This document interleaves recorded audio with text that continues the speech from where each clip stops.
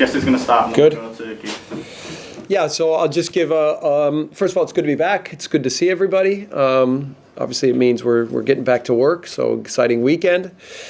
Let me go through a few things with us personnel-wise. So Dan James, if we can remember, is suspended one more match. So he will be out this weekend. He will be playing 90 minutes tomorrow night in the 21s match. So and that was by his request. So I think that's incredible and really good professionalism from him to know that getting 90 minutes is good for him. Then let's go through some injuries. Liam Cooper has had an Achilles issue from his off-season program and running on a treadmill, and it's taken him a long time to get back into training. This week he's been on the pitch doing individual work finally, but he will not be available this weekend, but we're hopeful by next week he's in team training. Junior Firpo had a scan today, and he is ahead of schedule of where we hoped, so we can be more aggressive with him. But I would say he's still probably 2-3 weeks away from being match eligible. Adam Forshaw has made really good progress with a little bit of a knee MCL issue. It's not a pure MCL strain. It's a little different than that, but we're hopeful that he will be training next week. Luke Ayling has made a lot of progress after his surgery and is ahead of schedule. We're trying not to pressure him too much, but he's showing really positive signs, and we're hopeful that he's been on the pitch, and hopeful that he can be in training in a couple weeks. Luis was on the pitch today, Luis Sinisterra, and looking very good and getting closer and closer to his top speed. So I would assume that he will be in training next week and hopefully available for the weekend after. Let's see. Stuart Dallas has made really good progress and has had a couple of checkups after the severe surgery. And they feel like he's right on track and that he's looking better and better, so that's a good sign. Let's talk about Mateusz Bogusz. He has been working incredibly hard and has also been on the pitch, and we're hopeful that in a few weeks he can be in team training, so this maybe becomes an option. I need to get to know him better and see him with our team, but it's exciting that he's coming back strong. And then I'm not sure if everyone had heard about Danny Van de Vel, but he had a car accident with the U20s in Holland, and it was a pretty severe neck injury where he broke some vertebrae. And so we were really worried about him, not even as a football injury, but as a life situation. But he's showing really good progress. He's back in the gym, and we'll be ramping him up over time. But it's probably a couple months before he'll be eligible to be training and be ready to go. So that's the full list of our sort of surrounded team. Few surgeries from the past, but then a couple injuries that we've just picked up along the way. But again, in 2-3 weeks, we feel like a lot of these guys will be back on the pitch and ready to start playing. Okay. Have you got anyone for this weekend? Yeah, no, we've still got a good group. So yeah, there's obviously been a lot of change in the club, Jesse, this summer. You mentioned a lot of the guys who are injured there. You've brought in 6 new signings as well. Could we see a new look Leeds United under yourself this season? Well, I think we've been able to use the time in preseason to work in a little bit more stress-free environment. Obviously, there's always pressures to improve and grow, and we know once the season starts that the games demand the absolute best from you. But yeah, I mean, we've been able to invest heavily in tactics that we think are important, set piece ideas, team idea of like what we want this environment to be like from a team perspective, from a day-to-day work perspective, from a physical, we've even made some adjustments of what's going on here at Thorpe Arch to really just be more efficient and clean with everything we do. So of course, when new managers come in, they bring a lot of new ideas and new styles of play and everything. I think that we have made incredible progress in the last 6 weeks. And I think that, we're going to see a better version of what I would like us to be on match day, which is exciting for me. And certainly some of the additions have been important for that. But I think also the players that have been here have now had more time to work more intensively and minutely on the details so that we can now transform ourselves into what we want to be. You've sold arguably your two biggest name players, two of your best performers in recent years. Do you feel you've got enough within the squad that other players can step up and take their mantle? Yes, we know we lost two great players, but that has allowed us to bring in, I think, 6, 7, 8 other players that can help us even more precisely play the version of football that we want to play. It was great working with Calvin and Rafinha, and I'm very thankful for the time that I had with them and the way they committed to everything that we did here. But I think we'll use the situation to make us stronger. I really believe that. What is your take on the way the club have backed you this summer? The fact that you sold those two players for big money, and as you say there, you brought in, 6, 7 new additions? Well, listen, it was easy for me to see from the first day that I came in that the club and the people here at Thorpe Arch and at Ellen Road had supported Marcelo 100%. All in, they did everything they could, and that was from support staff to coaching staff to the players, everyone. And so I took that as a real positive and opportunity for myself. And I can only say that obviously I think you're referencing our transfer politics, but I think even more so if you were here to see the work that's done every day. From day one, I've never felt so supported in my life. So it's a real credit to the people of this club and this club in general that's the situation. Are you looking to add in the striker department still? Yeah, I think I don't want to go too much into the transfer situation because it takes away attention from the group that we have here right now. But we're trying.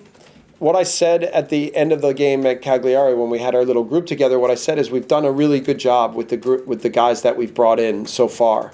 And I think we're really trying to, again, be very precise with exactly who we want and what we need for the next steps in this transfer window. So we have some time. I think we'll probably make one addition next week. And then we're continuing to look at what else is out there. Last one from me. We're asking all managers ahead of the new season. Premier League put a statement out yesterday saying that the players, the captains have all met and decided they won't continue to take the knee before every game. They'll just do it in certain games. What is your take on that as a manager? I love the fact that there's been an appreciation of diversity in our sport, which I think is our sport is the most unique of any in the world. It's not just racial, it's international, it's cultural, it's religion, it's everything. Like when you become a manager in this business, you have to have an open mind to what it's like, and you have to love it. You have to love to work with people and different kinds of people. And the key is to make our differences to make us stronger, not weaker. And I've always tried to emphasize that. So whether we take a knee or not, I know here we have a massive appreciation for all of the differences and the different kind of people we have, and we enjoy that. And I'm American. That's a big part of our culture and who we are anyway. So, listen, in general, this league is at the forefront of so many things. Like the LMA is, to me, an amazing established organization that it supports the managers for life. I think the player pool and the unions and the togetherness of how they work, how they think, I think taking the knee was absolutely the right thing. I think the referee organizations are fantastic. I mean, the league is for me at the forefront of any league in the world in all of these areas. So it's a privilege to be here, and I'm excited about the future. Yep. Jesse, how productive were your meetings with Andrea, who's been here, particularly on the transfer front? Are you confident this signing happening? Yeah, I think we're already excited about what's been done, and I've expressed almost daily my appreciation to Andrea for his support. That when we've made plans, that he's carried them out and invested heavily, and so now we're trying to be prudent, and he's asking us, We were very sure in every transfer that we attacked in this window, and then now we're just trying to really evaluate the team carefully to make sure that whatever addition we make, that it fits the way that these others have already done. So, you're confident that money's there for a significant sign? Yeah, I mean, I think every manager wants more money. That's not a big secret. I've always said good players make good managers, not the other way around. But we really like our team, and I think we'll be intelligent with how we add here in the next weeks. Can I ask you about the goalkeeping situation? And Christopher Claston, is he fit? Because I heard he'd had a knock. Will he be available to be on the bench on Saturday? I didn't include him. He has had a little bit of an ankle injury, but it's not enough to not consider. He'll be available for tomorrow or for Saturday. Do you think there is an argument to have maybe a more established keeper as back? Yes, absolutely. Yeah. Absolutely, there's an argument for that. So, but again, the key is to get the right kind of person, because Marcos has created Marcos Abad, our goalkeeper coach, has created a really good environment with his goalkeepers, and I think we think very highly of not just Ilan but Chris as well. And anyone we bring in, we have to be very clear as to what the expectations and what the role is, and then to make sure that person will strengthen us and not necessarily create friction within that young goalkeeper core. So, I think we're close to making a decision on that, and I think it'll be someone who does exactly that, makes us stronger. And how does it feel not having that stress and different pressure from last year as you start with your team? It's a fair question. Listen,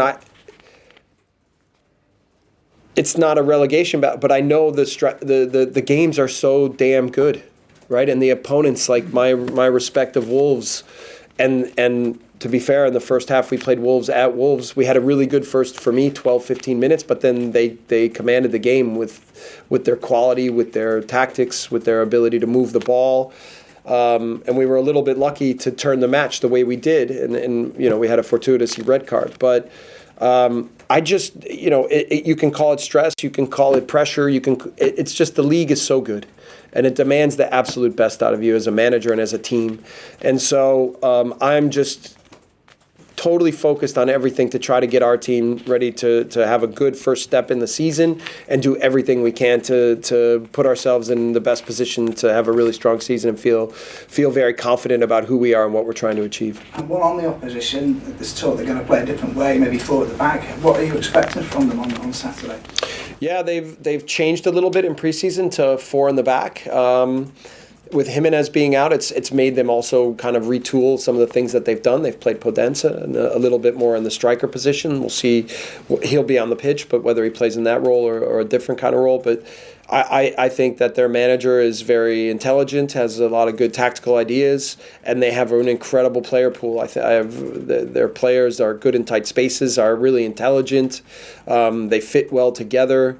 They defend really well, one of the best defending teams, if not the best defending team last year in the Prem, and then they still can unbalance you with the way they move the ball. So it challenges you in every phase of the game. I think we can really gain an edge on set pieces, and we have to be really strong and clear with what our goals are in that phase of the game come Saturday. But a big challenge, one that we're excited for, and let's go. Let's get started. Thanks, Jesse. Yep. Yeah, Jesse, hi.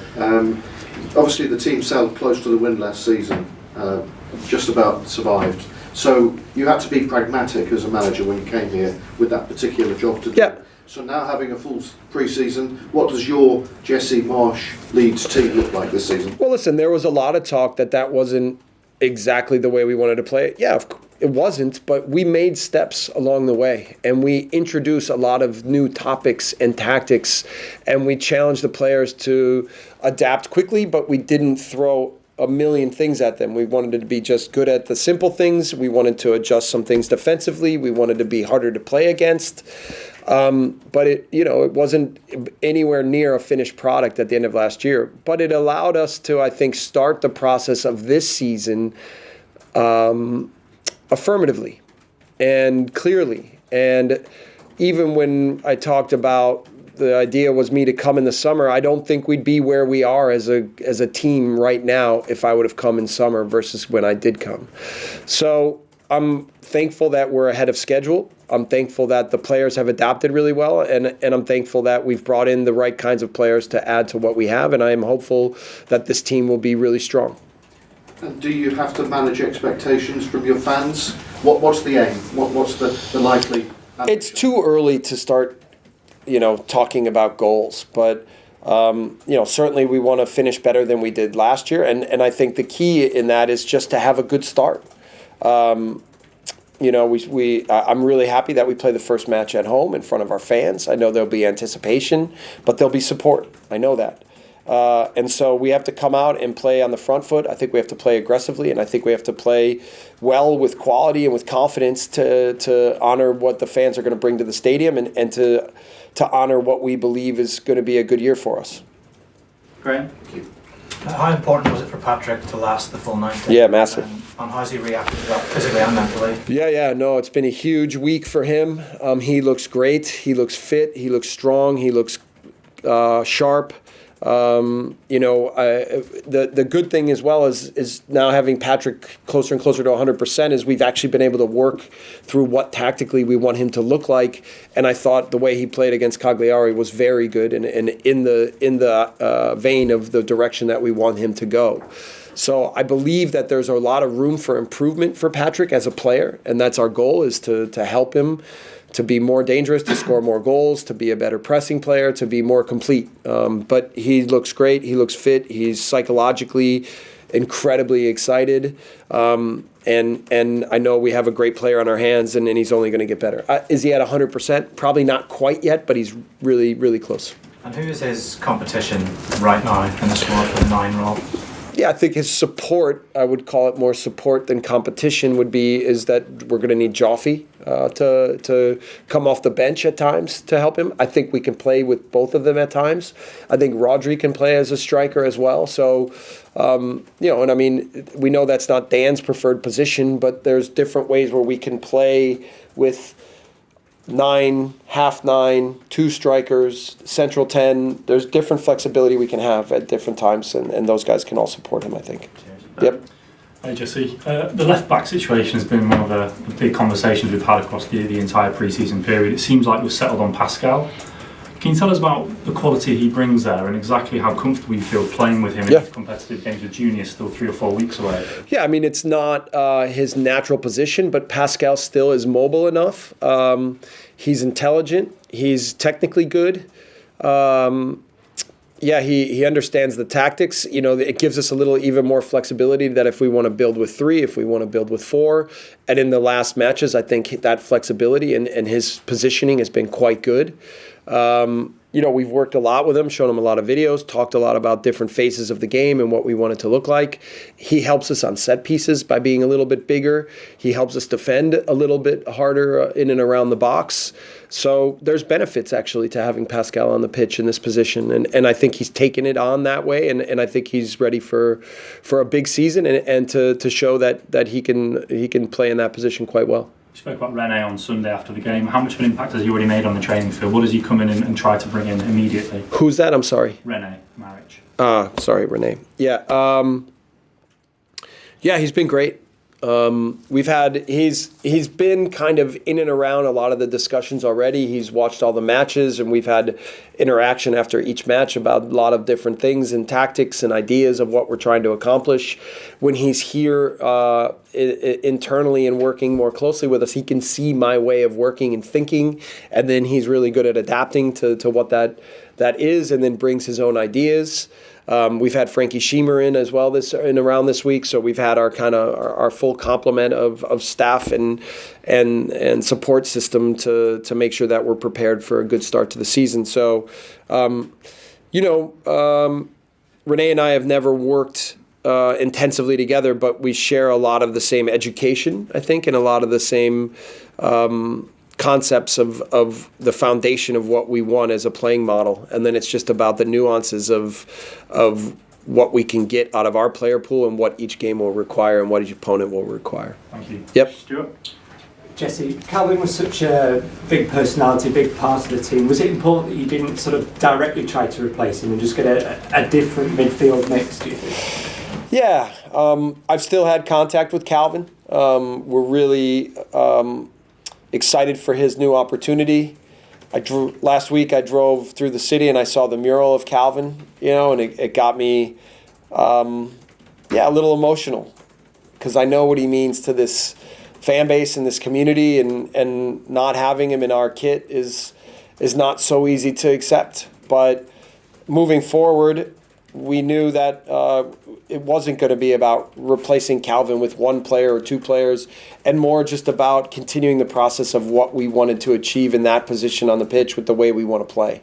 I think that as a starting point, first, a lot of the players that we've had here have adapted more and more and more, including Adam Forshaw, into what we need in that position. And then I think Tyler Adams and Mark Roca, the balance of who they are and how they complement each other and how they understand what we want the game to look like, I think fits really well for where we're at right now. And those two, for me, both have still much more room for improvement and have both been very good in preseason. So we still feel you could also include Darko, you could include Archie as guys who I think are going to see playing time in that position over the season, because I think those two still have a lot of quality as well. And just in front of him, in terms of Brendan Aronson, I spoke at the start of the summer to Brendan Burke, who's known him pretty much all his footballing life. Yeah. And he said he thought he'd start in the Premier League as a wide player and graduate to a number 10. How do you sort of see Aronson's development? Yeah, I think he can be effective in, actually, even talking about the striker position, it's not necessarily naturally what he does, but he can play like a false 9 or a 9.5 position as well. Brendan's work ethic is different than probably any player I've ever known. His ability to cover ground and his intelligence and ability to adapt is one of the best I've ever seen. So, yeah, the league demands, like I said already, demands the best from people, and it will demand the best from Brendan.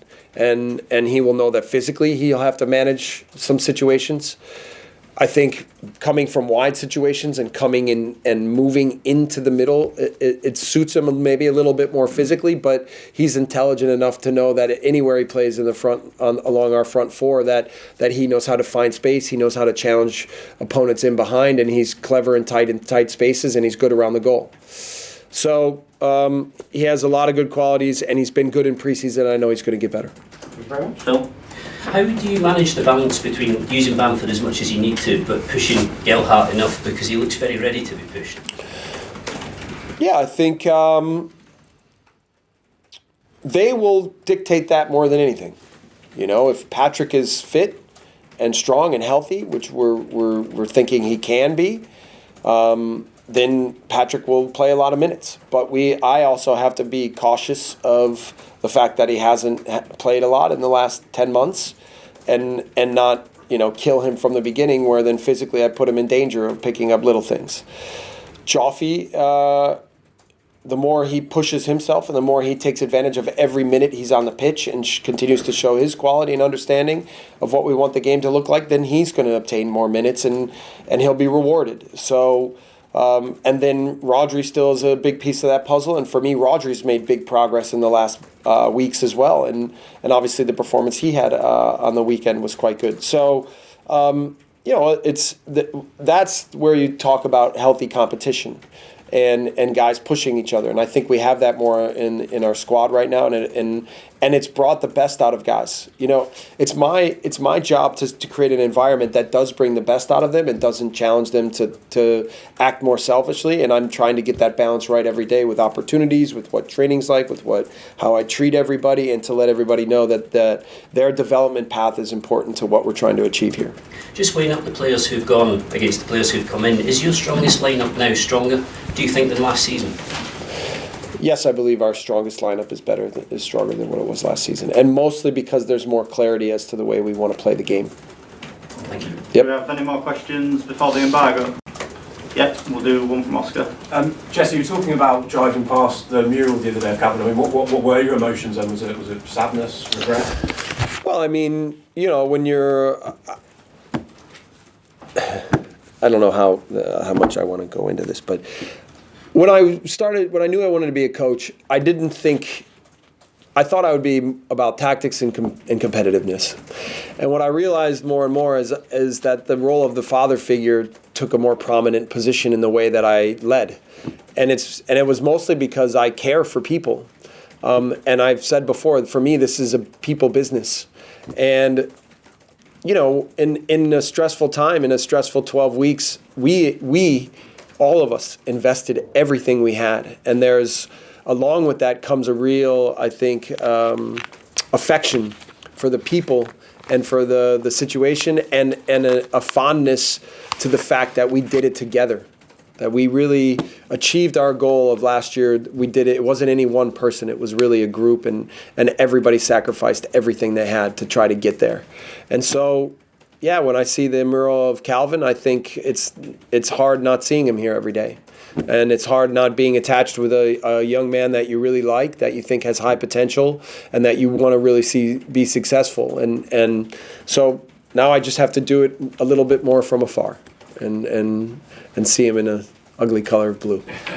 Simon? Jesse, I just wanted to ask, Liverpool system manager Pep Linders was talking about 5 substitutes and how it can be both used as a weapon, but also to protect the players of what's going to be this season. Just wondering how you think it's going to affect Leeds and how Well, I mean, there's no secret that I've been behind it. There's no secret that I like to play with power and speed and intensity. And the more that we can interject that into games, I think it can be a benefit for us. But obviously other teams are going to try to use that to gain strategies to benefit them as well. But for me, just in terms of now really pushing the game at every minute, I'm really excited. And it gives, for me, it's a development thing where it's a development theme where we can give more players chance and minutes on the pitch to grow, to show that they're ready, to learn, to adapt. And then, from a strategical, tactical perspective, I think it's a way to use more formations based on what is happening within the game, and to also use more players within formations to try to manipulate opponents.